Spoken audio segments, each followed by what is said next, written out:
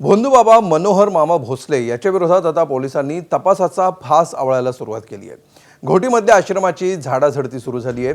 मनोहर भोसलेनं कोट्यवधींची माया कशी जमवली याचा तपास पोलिसांच्या आर्थिक गुन्हे शाखेनं सुरू केला आहे। आश्रमातील सर्व रेकॉर्ड तपासायला सुरुवात केलेली आहे।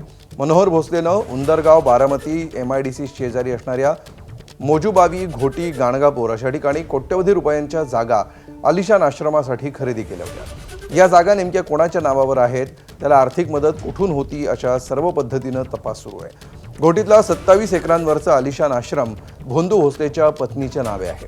बारामती जवळची जागा त्याचा विश्वासू सहकारी विशाल वाघमारेच्या नावावर असल्याचं समजतंय। घोटीमधील आश्रमात मनोहर मामांच्या सर्व गैरकृत्यांचा तपासही सुरू आहे। सायबर विभागाची मदतही घेण्यात येते।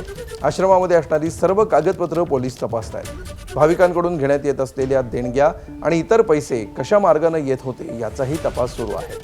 घोटीच्या आश्रमासह मांजरीजवळील फार्म हाऊस, पुण्यातील राहत असलेला फ्लॅट, गाणगापूर आश्रम, उंदरगाव आश्रम आणि इतर ठिकाणीही एकाच वेळी तपास सुरू केला आहे।